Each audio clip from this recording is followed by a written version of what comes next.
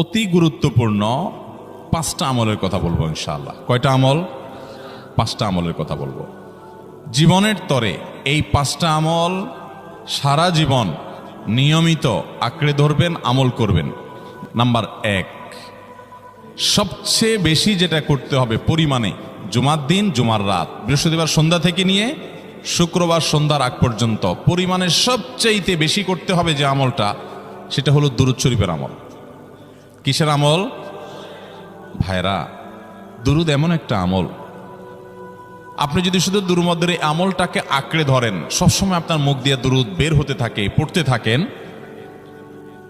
তো নবী করিম সাল্লাল্লাহু আলাইহি সাল্লামের ভাষ্য অনুযায়ী, তার ওয়াদা অনুযায়ী, ইদান তুকফা হাম্মুক ওয়া তুগফার যামবুক, তোমার যত পেরেশানি আছে নবী সাল্লাল্লাহু আলাইহি সাল্লাম বলেছেন, এই সব পেরেশানি দূর করার জন্য এই দুরূদের আমলটা যথেষ্ট হবে ইনশাআল্লাহ।